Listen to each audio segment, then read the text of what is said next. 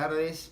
Hoy, martes 22 de agosto del 2023, damos inicio a la charla 31 de esta saga de la obra que he dado en llamar Radiografía del Imperialismo Británico. Cumpliendo con lo prometido en la última disertación, hoy voy a explicarle los entretelones de cómo fue el llamado pase del capitán José Rondó, por el cual nosotros pudimos reconquistar el pequeño poblado de Arroyo de la China, que hoy es la pujante ciudad entrerriana de Concepción del Uruguay. Como lo expresé en la última disertación, estando el general Belgrano marchando por el medio de la Mesopotamia argentina, para no ser detectados por las fuerzas del gobernador realista de la Intendencia del Paraguay, Bernardo Velasco, Belgrano sabía que su talón de Aquiles era perder la línea de suministros que le llegaban de Buenos Aires, que podían llegarle desde la actual ciudad de Paraná, ¿no? Desde Santa Fe se cruzaban con balsas hacia Paraná los suministros, caballos, comida, pertrechos, más tropas, como así también, en la forma más directa, a través de Arroyo de la China, que queda sobre, hoy vuelvo a repetir, Concepción del Uruguay, que queda sobre ese río. Los españoles también se dieron cuenta que si lograban conquistar Arroyo de la China, Belgrano iba a quedar en serias dificultades, porque estaba muy al norte ya, y si a uno le cortan la línea de suministro es como si a uno está regando el césped y alguien viene y le cierra la canilla de una manguera. Más o menos lo mismo para que ustedes me entiendan. Entonces, el 6 de noviembre de 1810, el martes 6 de noviembre, fuerzas realistas procedentes de Montevideo, al mando del capitán Michelena, Ángel Michelena, conquistan Arroyo de la China. Dentro de las fuerzas de ocupación realista hay un hombre que va a tener gran importancia en nuestra historia, que es el capitán José Rondó. José Rondó había luchado en la defensa de Buenos Aires en 1807 y en la banda oriental, en 1807, y capturado por las fuerzas del teniente general John Whitlock, fue embarcado con otros tantos prisioneros hacia Londres, donde permaneció en un barco fondeado en el río Támesis durante más de un año. ¿Por qué más de un año? Y porque en 1808, recuerden, por la invasión napoleónica a España, Gran Bretaña y España, increíblemente, porque siempre habían sido archienemigos, ahora eran aliados contra los franceses. Así se lo libera a Rondó de su prisión, a él y a otros tantos, y Rondó pasa a España, donde combate con gran valor, es un hombre que hasta es condecorado por el ejército español, y ateniendo a un pedido lógico, lo dejan partir hacia Buenos Aires, donde estaba su esposa y sus hijos, porque desde 1807 había sido separado de su familia. Bueno, al llegar a Montevideo, para mala suerte, digamos, de Rondó, se ha producido la Revolución de Mayo. Entonces baja a tierra y las autoridades españolas le dicen: capitán Rondó, lo lamentamos mucho, pero usted no sigue a Buenos Aires, porque son unos revolucionarios. Así que usted va a quedar acá, en la banda oriental, que usted conoce, él había sido destinado varios años en la banda oriental, y punto, usted de acá no se mueve. Imagínense la bronca de este hombre, porque después de casi 3 años de no ver a su esposa y a sus hijos, tampoco le permiten ahora ir. Al poco tiempo lo obligan a pasar, a formar parte de la expedición del capitán de navío Michelena, que ocupa Arroyo de la China, hoy Concepción del Uruguay. Y bueno, ahí está este hombre, enojado, si ustedes quieren, que siga al servicio del rey, pero él quería pasar a Buenos Aires. De alguna manera, posiblemente por algún correo británico, nuestro gobierno se entera que Rondó, prácticamente no me cabe otra idea de pensar de cómo se comunica con nuestro gobierno, no iba a ser a través de los españoles, lógicamente, y le dice, si ustedes me ayudan, yo me escapo, yo me paso a la revolución. Fenómeno. ¿Cómo vamos a hacer? Y acá van a ver ustedes, de un lado, no solo la ayuda británica, que siempre estaban dispuestas por algún dinerillo, con sus barcos, a servir a ambos bandos, a los realistas y a la revolución, como se produjo el llamado pase de José Rondó, que no es muy conocido en nuestra historia, pero demuestra que nuestras mujeres, las valientes mujeres, fueron tan revolucionarias como los hombres.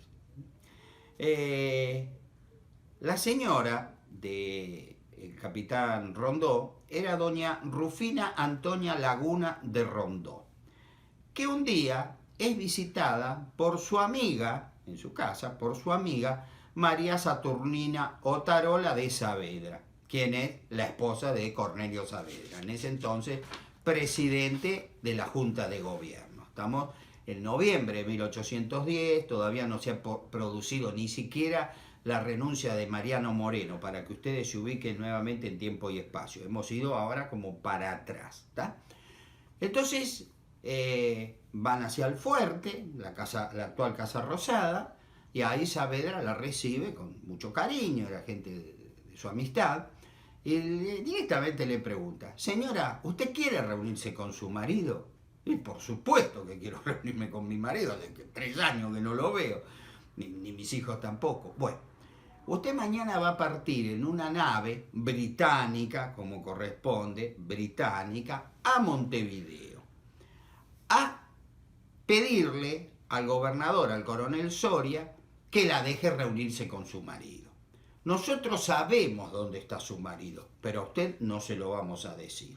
Usted cuanto menos sepa, mejor va a ser para lograr que su marido logre escaparse. ¿Cómo? Sí, su marido se va a escapar y usted la va a ayudar. Si usted está dispuesta, mi señora la va a instruir de todos los detalles. Claro que dice ella, por supuesto. Bueno, se despiden, Saavedra no le cuenta más. Era una misión secreta, una misión de espionaje, digamos, y cuanto menos se sepan esas misiones, tanto mejor. Van a la casa de Rondó y, tomando varias enaguas de esta mujer, con la esposa de Saavedra, van cosiendo pequeños papelitos en las enaguas que se usaban en esa época, varias enaguas, en la mujer de Rondó. Al otro día, tal como fue convenido, se embarca en una nave británica que, por mucho cariño al dinero, la lleva a Montevideo. No se olviden que teníamos cortado todo tipo de relaciones con los realistas de Montevideo, pero los barcos británicos iban y venían, traían mercadería, traían correos, bueno, todo. Y también, en este caso, llevaban a una pasajera. Llega la señora de Rondó a Montevideo, cuando baja le preguntan, ¿usted quién es? ¿A qué viene? Soy la esposa del capitán José Rondó y vengo a ver cómo puedo hacer para encontrarme con mi esposo y quiero hablar con el gobernador Soria. Una vez que se lo comunican a Soria, por favor, la recibe de inmediato. Y ahí esta señora, después de saludarlo correctamente, le entrega una carta de Cornelio Saavedra y Cornelio Saavedra le dice, siendo la guerra una cuestión de hombres, no es justo meter a mujeres en el medio, a la familia. Por eso a mí me parece que en este caso, si a usted le parece bien, coronel, permita que la señora Rondó se reúna con su marido para vivir como Dios manda. Y después, si se puede, que también vayan los hijos. Nosotros no vamos a tener ningún problema que ellos, la familia Rondó se vuelva a reunir. Soria, después de leer la carta de Saavedra, coincide plenamente y le dice, señora, usted mañana parte en una galera, o sea, en un carruaje, ¿no? Con varios caballos, y va a Colonia y Sacramento. Ah, ahí está mi esposo. No. Su esposo no está ahí, pero yo no le voy a decir más nada. También cubría el secreto militar, ¿no? Fenómeno. Al otro día, esta mujer parte de Montevideo a Colonia, llega la nochecita, le dice, bueno señora, prepárese porque mañana vamos a hacer una pequeña navegación hacia donde está su esposo. Se va a reunir con su esposo. ¿Y dónde está mi esposo? Bueno, ahora se lo podemos decir porque total, de acá usted va a dormir y a la mañana sube al barquito y llega a destino. A Arroyo de la China. Ah, mire usted. Así que bueno. Cuando la mujer al otro día llega y se encuentra con su esposo, imagínese, después de 3 años, la alegría, qué sé yo, todos los realistas ahí, después de saludarlo, los dejan solo como corresponde, y la mujer rápidamente dice, mira mi amor, y empieza a revisar sus enaguas y le da papelito. Tengo acá la forma en que te vas a escapar, no sé cómo, pero acá está. Entonces, Rondó empieza a unir esos papelitos y lo transforman en un documento grande y le dice, nuestras tropas que están sitiando Arroyo de la China necesitan de su colaboración para reconquistar esta población y se ha nombrado a un teniente entrerriano llamado Francisco Ramírez para que sea como su oficial de enlace. Entonces Rondó a determinadas horas de la tardecita, salía con su esposa, estamos en noviembre de 1810, hace calor, 1810, perdón, hace calor. Entonces, bueno, el hombre va del brazo con su esposa, tiernamente, se alejan un poco. ¿Quién le va a decir algo? Es un capitán, héroe de España. Y este aquí que se encuentra con Ramírez. Entonces, combinan el día que ellos van a atacar y que Rondó, cuando ataquen, tiene que dar órdenes precisas para que los españoles se suban a los barcos y se vayan. Efectivamente, eso va a suceder el martes 20 de noviembre de 1810, está todo planificado, empieza un tiroteo de las tropas revolucionarias, de las tropas patriotas, contra la línea defensiva realista, y entonces el capitán Rondó, ¿no?, se apresta, llega entre las tropas y dice, a ver, acá son muchos, vamos, a los barcos, no podemos defendernos, vamos a los barcos. Los realistas lo obedecen, por supuesto, es un capitán, todos arriba de los barcos. Se produce la conquista, la reconquista de Arroyo de la China, aunque esto a ustedes les parezca, hasta yo tono risueño, me sonrío un poco, les parezca una broma. No, fue así. En medio del pandemonio, la señora de Rondó, que no era ninguna tontita, ya tenía todo preparado y se había escapado a un lugar. Rondó al ratito la sigue, se encuentran y con el teniente Francisco Ramírez logran ponerse a salvo. Los españoles, cuando se dan cuenta, dicen, ¿están todos? No, falta el capitán Rondó, pobre hombre, quizá está herido, quizá está muerto. Por Dios. Y se van a Montevideo. A los pocos días se enteran de lo que ha ocurrido. Rondó se pasó, entre comillas, así se llamaba el pase, se pasó a la fila revolucionaria. Su esposa llevó todas las tácticas, todas las claves, todas las contraseñas para facilitar su fuga. Fue recibido en Buenos Aires, pero como un héroe, y aparte burlándose de los realistas de Montevideo, que quedaron verdaderamente como unos tontos de capirote. La bronca que tenían los realistas, la bronca que tenía el propio coronel Soria, que al poco tiempo le van a dar la jubilación, digamos, por lo que aconteció. Y así el capitán José Rondó llegó a nuestra fila. Al poco tiempo, muy poco tiempo, lo van a nombrar general y lo van a mandar a sitiar a Montevideo, ya como general. Y lo curioso de estas curiosidades que tiene nuestra historia, que esta amistad que tuvieron, yo me imagino, al ponerse a salvo, me imagino se habrán abrazado, se habrán puesto tan contentos, ¿no?, con el teniente primero Francisco Ramírez. 10 años más tarde, fueron juramentados, menos de 10 años más tarde, en Cepeda, 1 de febrero de 1820, fueron juramentados enemigos, y de haber sido capturado el director supremo de las Provincias Unidas del Río de la Plata, general José Rondó, por las fuerzas de entrerrianas y santafesinas de los gobernadores Estanislao López. Estanislao Ceballos es un gran patriota al que me voy a referir en alguna próxima charla, porque bien que se lo merece. Stanislao López y Francisco Ramírez, de haberlo tomado prisionero a Rondó, seguramente lo hubieran fusilado en el acto. Fíjense las vueltas de la historia. En 1810, grandes amigos, porque Ramírez, internándose en las filas realistas, logró contactar a Rondó y de esa manera se produjo su pase y la recaptura de Concepción, la actual Concepción del Uruguay, en ese entonces Arroyo de la China.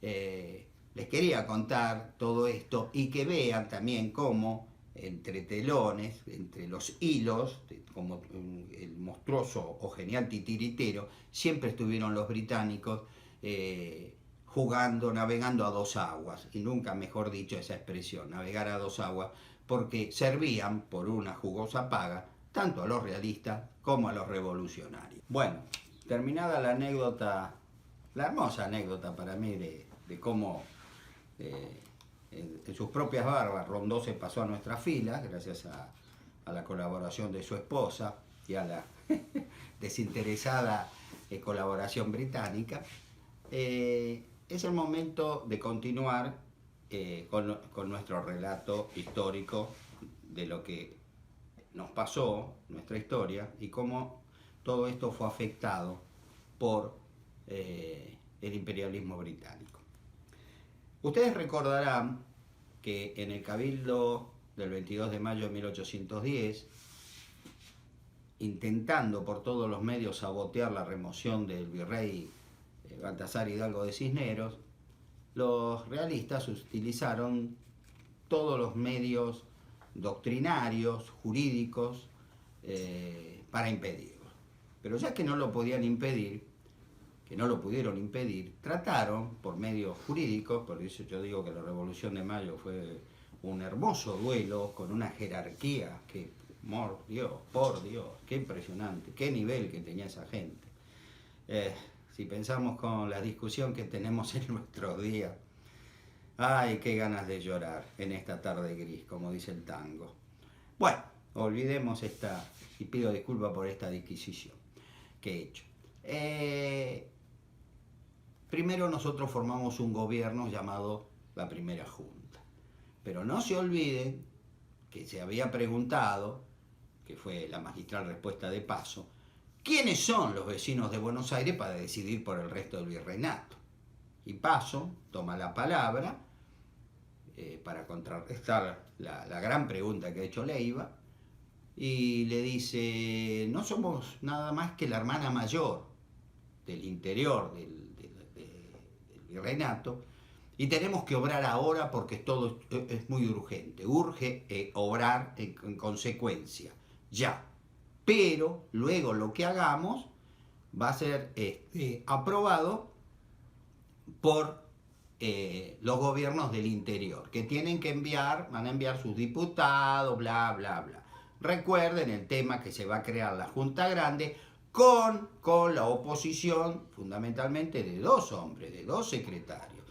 Uno, Juan José Paso, el hombre que dijo, nosotros tenemos que tomar el poder en representación del resto, como una hermana mayor, la llamada gestión de negocios, que no fue nada más que una copia de un discurso, como ya lo expliqué oportunamente, de Maximiliano Robespierre. Era jacobino, Paso, y un hombre muy ilustrado, que en ese momento no lo inventó, recordó lo que había leído y lo dijo en el momento exacto. Y el otro, secretario de la Junta, que también era jacobino, republicanismo extremo, Mariano Moreno, que se opuso también a que se forme la Junta Grande, a la cual ellos habían invitado a venir a los representantes del interior. Sabemos que por el decreto de supresión de honores, por el encono personal que Moreno tenía con Saavedra, esto no funcionó y él renunció. Y se forma en diciembre de 1810 la Junta Grande. Si antes, siendo unos cuantos, era difícil ponerse de acuerdo, ahora, siendo muchísimos más, verdaderamente ponerse de acuerdo a una medida de gobierno era una locura, no funcionaba. Entonces, la propia Junta Grande en septiembre de 1811, siguiendo la experiencia revolucionaria francesa, Francia en ese momento era el ejemplo a imitar, dijo, y bueno, armemos un triunvirato, o sea que gobiernen 3 personas, no tanto como nosotros, y nosotros nos transformamos en una especie de congreso, una junta consultiva, ¿sí? Perfecto. Entonces dijeron, elegimos para formar parte del nuevo gobierno a el doctor Juan José Paso, como yo lo dije una vez, un hombre que tuvo una importancia en todos nuestros primeros años de la Revolución, impresionante, miembro de la primera junta, miembro de la Junta Grande, miembro del Triunvirato, Juan José Paso, Feliciano Chiclana y Manuel de Zarratea, que curiosamente, no debemos olvidar, fue el suegro de Santiago de Liniers, el hombre que venció a los británicos en 1806 y 1807. Pero qué curiosidades, qué cosas curiosas tiene nuestra historia, ¿eh? O la historia en general. Zarratea, pese a que su yerno, héroe del periodo hispánico de la patria, un héroe igual de nuestra patria, yo lo considero así, era un hombre que estaba muy, pero muy amigo de los británicos. Acuérdense, Manuel de Zarratea, lo vamos a seguir nombrando mientras al avanzar en el desarrollo de diferentes temas. El triunvirato se arma con estas 3 personas que van a durar 6 meses en el poder, 6 meses. Y van a tener tres secretarías. Estoy leyendo porque la memoria, por supuesto, me falla. La Secretaría de Gobierno a cargo del doctor José Julián Pérez. La Secretaría de Hacienda a cargo del doctor Vicente López y Planes, que va a ser el autor de nuestro himno nacional. Y la Secretaría de Guerra y Marina a cargo del señor Bernardino Rivadavia. Fíjense, la Secretaría de Gobierno, el doctor José Julián Pérez. La Secretaría de Hacienda, el doctor Vicente López y Planes. La Secretaría de Guerra y Marina, que en ese momento que estamos luchando contra España, capa y espada, sangre y fuego, era el señor Bernardino Rivadavia, porque Bernardino Rivadavia no tenía un título universitario, y eso le dolió muchísimo a Rivadavia toda su vida. Hay gente que cuando no obtiene un título universitario, aunque ustedes no lo crean, se lo inventan, dicen, sí, yo he sido doctor, doctora, qué sé yo. Son cosas que pasan. Una buena investigación evita alguno que otro malentendido. La cuestión que Rivadavia no era doctor. Y eso, vuelvo a repetirle, era algo que a él le dolía muchísimo. Pero voy a leer ahora cómo es que llegó Rivadavia a ocupar, dentro de esas 3 secretarías, la más importante, la de Guerra y Marina, porque estamos en guerra.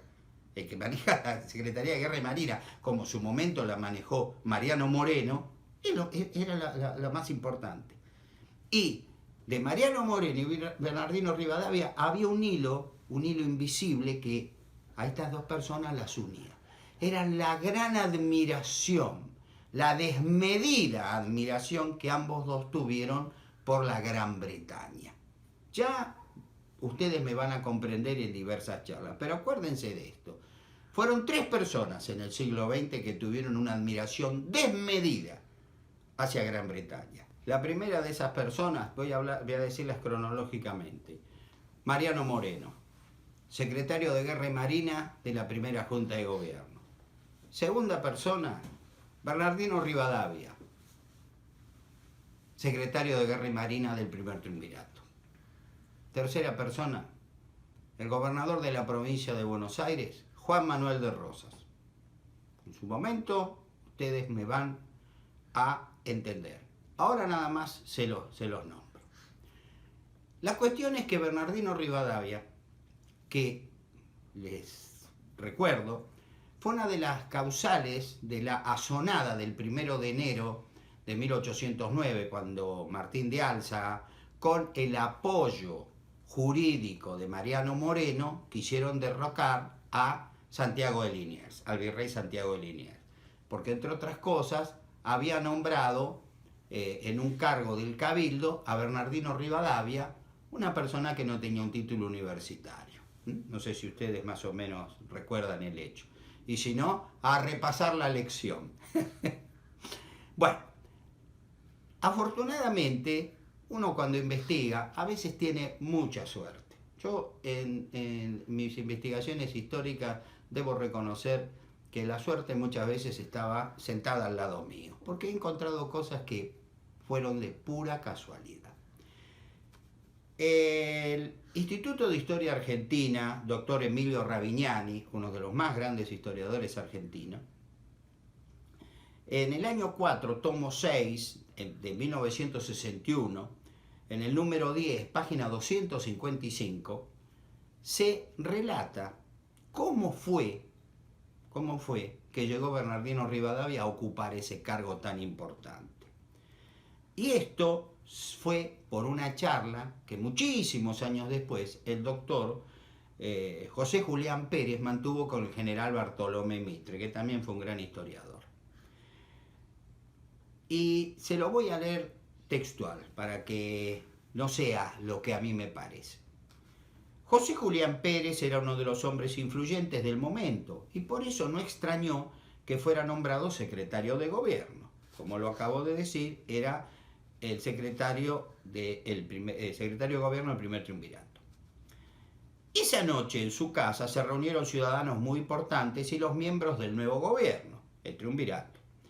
Al tratarse el nombramiento del secretario de Guerra y Marina, ante la sorpresa de los presentes, el anfitrión propuso a Bernardino Rivadavia para ocupar dicho cargo. Y entonces se habría producido el siguiente diálogo. Pero hombre, él es enemigo de la revolución. Por lo mismo, contestó Álvarez. ¿Cómo por lo mismo? Porque es un hombre capaz y de calidades, y como tal, tan peligroso para enemigo y bueno para amigo. Y porque es un hombre de carácter y de principios, si acepta, me servirá con lealtad. De ese modo, si lo que dijo Álvarez es cierto, fue la forma en cómo llegó Bernardino Rivadavia a ser secretario de Guerra y Marina del primer triunvirato. Fíjense qué cosa tan curiosa.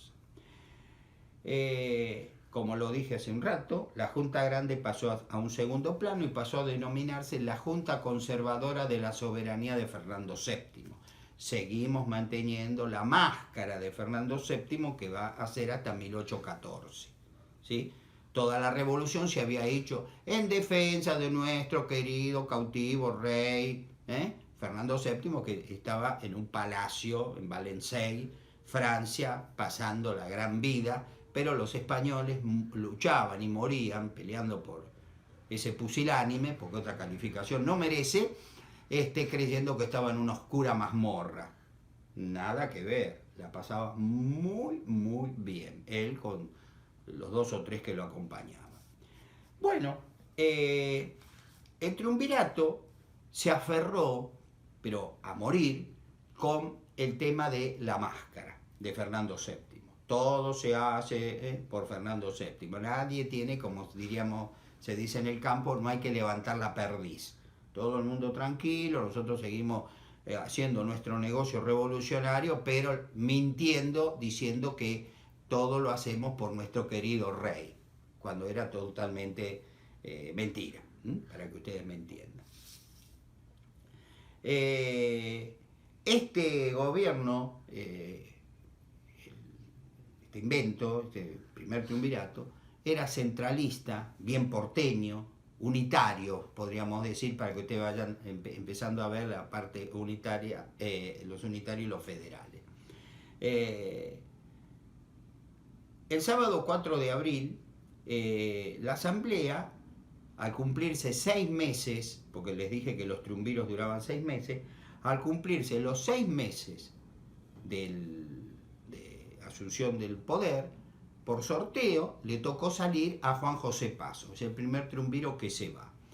Y se nombra, en su reemplazo, al coronel Juan Martín de Pueyrredón. Pero como este estaba combatiendo en Salta, el triunvirato, invadiendo funciones que eran de la asamblea, nombra como sustituto, como reemplazo de Paso, a José Miguel Díaz Vélez. Considerando que se había avasallado claramente el poder que tenía la ex Junta Grande, ahora Junta Conservadora, protestaron, por supuesto, ante el triunvirato. No, ustedes no pueden nombrar al nuevo triunviro, eso lo nombramos nosotros. Los triunviros se miraron y dijeron, chao, disolvieron la asamblea, se acabó la asamblea, quedó el triunvirato solo. Esas son esas cosas en nuestra historia que a veces son inexplicables, pero aconteció. Se recrea por ese tiempo la segunda sociedad patriótica. Acuérdense que la primera yo conté que estando Saavedra de jefe de la Junta Grande, hubo un grupo de muchachos que se reunieron en el Café de Marcos y empezaron a levantar los ideales jacobinos, republicanos de Mariano Moreno, y que fueron los primeros que usaron una cinta celeste y blanca, que fueron todos presos al fuerte, y se les preguntaba qué era eso de usar una cinta celeste y blanca. Bueno, no me voy a reiterar lo ya dicho, era nada más que para ubicarlos un poquitito a ustedes, digamos, en tiempo y espacio. Entonces, esta sociedad que nace a principios de 1812, va a empezar al poco tiempo a tener contacto con una logia que viene de España, que la traen, entre otros, un teniente coronel de caballería, un ignoto teniente coronel de caballería, héroe de España, ya era muy conocido, llamado José Francisco de San Martín, Carlos de Alvear, Martiniano Chilaver. Bueno, esos forman la llamada Logia Lautaro acá en Buenos Aires, y se empieza a ramificar, introduciendo nuevos miembros, qué sé yo. Por las dudas, lo quiero aclarar, yo en este momento en paralelo estoy escribiendo un libro sobre que el general San Martín no fue masón, no perteneció a la masonería, por eso les aclaro, la Logia Lautaro no era masónica, pero eso me voy a referir mucho más adelante. Mientras tanto, en el norte, luego de la derrota de Huaki, ¿se acuerdan esa que nos atacaron a traición ahí a orillas del Titicaca el 20 de junio de 1811 y perdimos el Alto Perú? Llega a tomar el mando el mejor militar que teníamos en ese momento, pese a haber sido derrotado en el Paraguay, que no era otro que el general Manuel Belgrano. El general Manuel Belgrano pone su asiento del ejército auxiliar del Perú en la ciudad de San Miguel de Tucumán y empieza a ver cómo puede parar con lo que poquito que le queda. Esa fuerza es un fantasma de lo que fue, una fuerza fantasmagórica de lo que llegó luego del triunfo de Suipacha a ser, y cómo evitar que las tropas realistas pasen de Tucumán para abajo. Bueno, Belgrano en marcha hacia el norte, hacia tomar el poder, el 10 de febrero de 1812, al llegar a Rosario, a la villa de Rosario, se encuentra con tropas que le van llegando de aquí para allá, qué sé yo, y claro, es un lío bárbaro, porque hay distintos uniformes, qué sé yo, pero no hay algo que diga estas tropas son nuestras o son realistas. No hay nada que los distinga. Entonces General Belgrano crea la escarapela nacional, tomándola como los colores celeste y blanco. Yo estoy convencido que por ser un hombre de tan firmes convicciones religiosas, tan mariano, tan creyente en la Virgen María, lo tomó recordando posiblemente lo que aconteció con las medidas de la Virgen de Luján. ¿Se acuerdan? 38 centímetros, como luchamos en Perdriel y en la reconquista de Buenos Aires en 1806, y luego en 1807 al crearse el regimiento de húsares de Pueyrredón, como se lo conocería, toda esa gente, todos esos jinetes lucían cinta celeste y blanca sobre el corazón. Entonces él escribe el 13 de febrero de 1813 al gobierno, al triunvirato, y le dice: excelentísimo señor, parece que ha llegado el caso de que vuestra excelencia se sirva a declarar la escarapela nacional que debemos usar para que no se equivoque con la de nuestros enemigos y no haya ocasiones que puedan sernos de perjuicio. Y, como por otra parte observo que hay cuerpos del ejército que la llevan diferente, de modo de que casi sea una señal de división, cuyos nombres, si es posible, deben alejarse, como vuestra excelencia sabe, me tomo la libertad de exigir de vuestra excelencia la declaración que antes expuse. Dios guarde a vuestra excelencia muchos años. Rosario, 13 de febrero de 1813, Manuel Belgrano, nota dirigida al excelentísimo gobierno de las Provincias Unidas del Río de la Plata. El martes, 13 de febrero, perdón, de 1812, discúlpenme, me equivoqué. El martes 18 de febrero de 1812, el gobierno le respondió de este modo: en acuerdo de hoy, ¿no?, el 18 de febrero, se ha resuelto que desde esta fecha en adelante se reconozca y use la escarapela nacional de las Provincias Unidas del Río de la Plata. Este es uno de los primeros documentos que se nombra a nuestro país como verdaderamente es Provincias Unidas del Río de la Plata. Quiero aclarar que en 1860, luego de que la Confederación y la Provincia de Buenos Aires se unen, dándole a la Provincia de Buenos Aires la potestad de revisar la Constitución Nacional, por decisión, por imposición, si ustedes quieren, de un gran hombre, Domingo Faustino Sarmiento, uno de los nombres de la República Argentina es, correcto decir, Provincias Unidas del Río de la Plata. Y esto, como diría Ripley, es verdad, aunque usted no lo crea. Si usted escribe una carta, dice, Quilmes, y abajo pone Provincias Unidas del Río de la Plata, es correcto. Lo único que no se puede alterar es la sanción de las leyes, tiene que decir Nación Argentina. Pero República Argentina, Confederación Argentina, Provincias Unidas del Río de la Plata y Provincias Unidas en Sudamérica son títulos válidos. Que no se usen es otro tema, pero son constitucionalmente correctos. Sigamos con nuestra historia. Belgrano le agradece al gobierno que le ha permitido hacer